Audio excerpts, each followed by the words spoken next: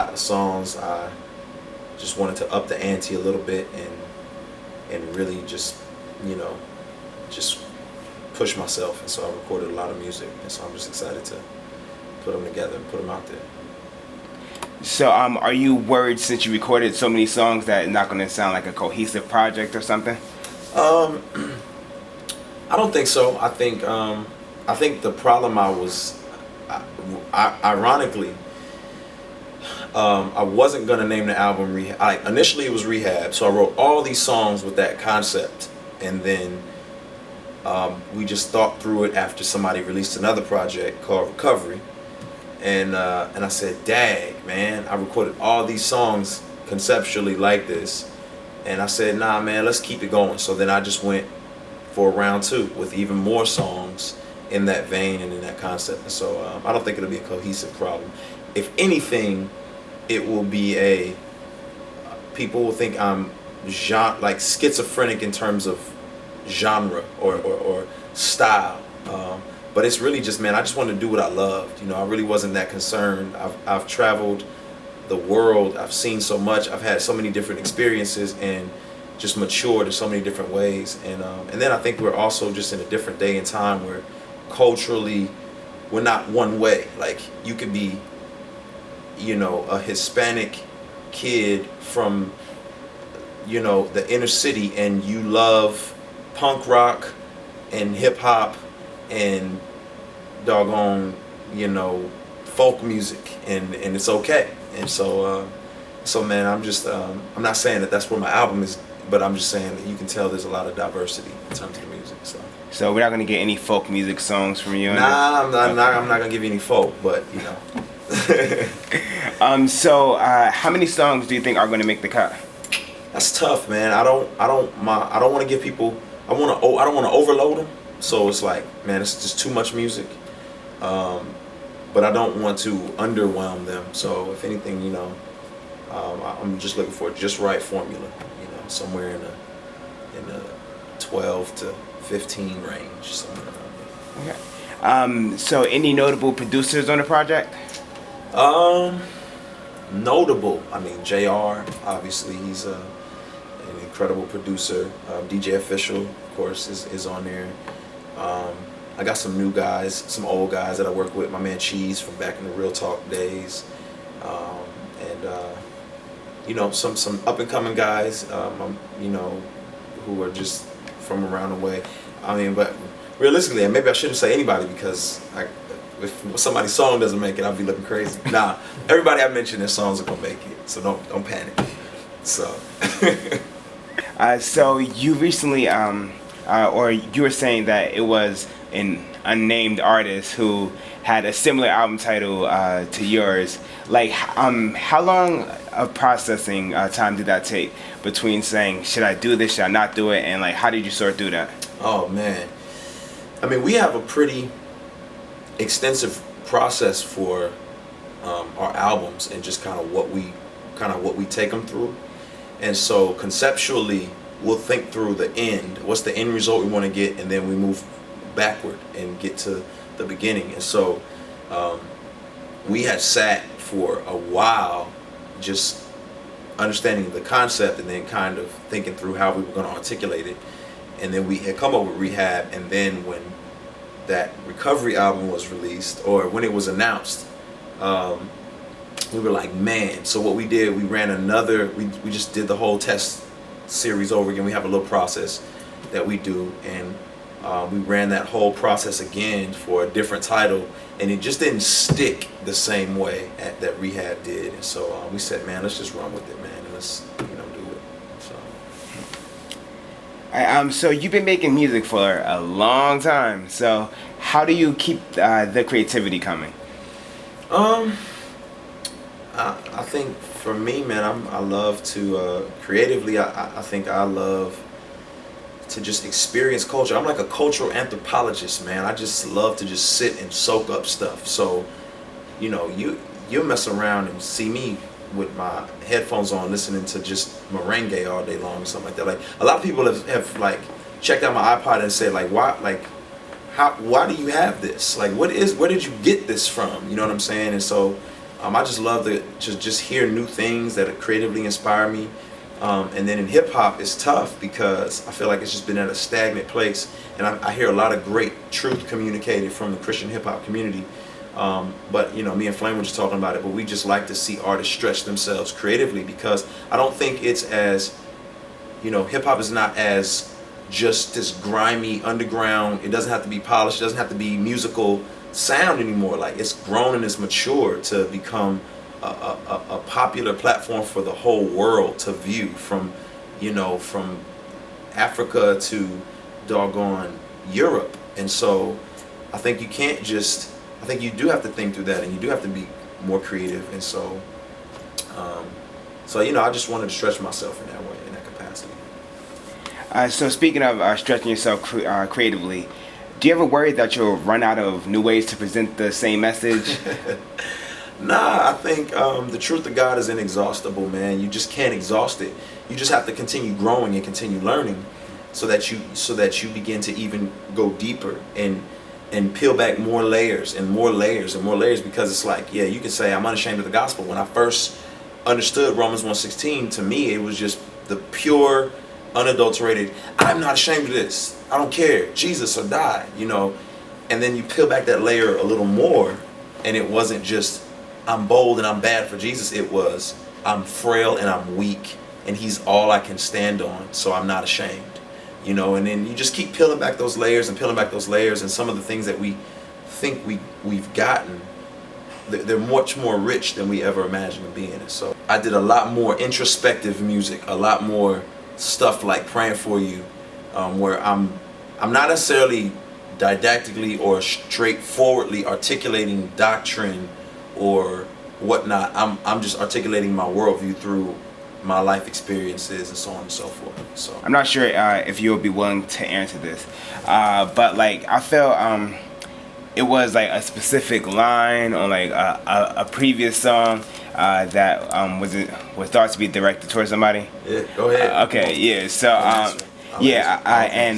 so like basically it was like a line about like a specific church, or like a group of people. Yeah. And I heard a lot of like people talking like kind of on your behalf, but I never like really heard you respond to it. Yeah, I said in a song, and some people probably had never even thought about it, never even heard it, but I said the church. I was speaking about the church. She's a world changer, but ain't about getting rich. And I think that's the thing about a song is you have like 3 or 4 minutes to articulate something, and one line, it's like a text message or an email. You know, you can, it's almost like you can misinterpret that or see that from a whole nother perspective immediately.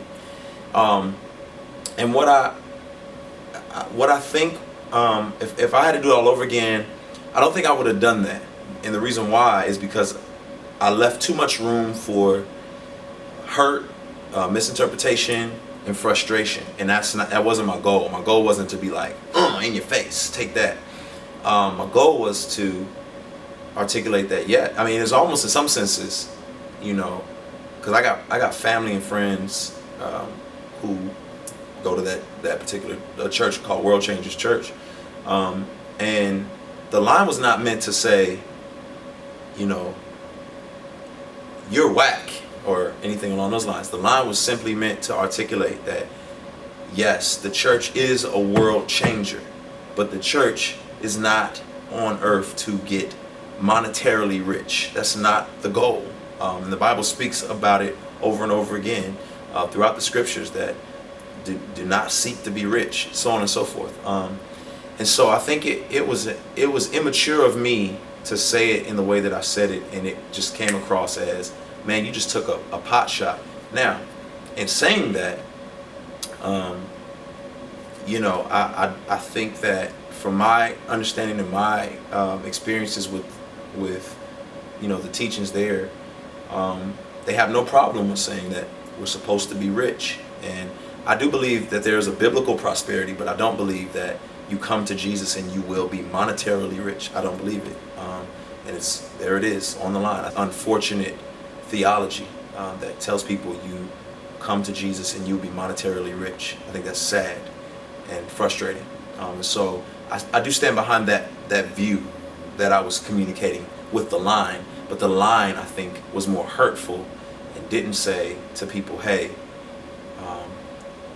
I love you and I care about you, and I don't want you to be misled, or and so, and since then, man, I talked to Ken Jones, and we've texted. I've gone over his house and hung out, and I mean, we're not enemies. We're not at war. I consider that a brother, a friend. I love him, but that is a view that I really am. I think is dangerous.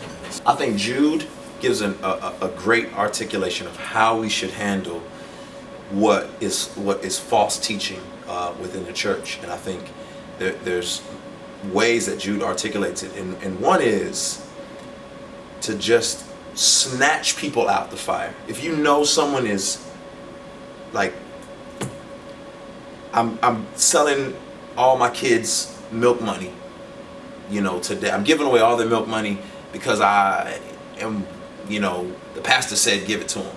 I'm snatching you out of that. I'm going to just say, look, this is ridiculous. Let's open up the scriptures. Let me articulate to you why this is not okay. But then Jude also talks about having mercy on those who doubt. So sometimes you've got to surgically remove people from circumstances and belief systems that are harmful. Not just, that's whack, that's stupid.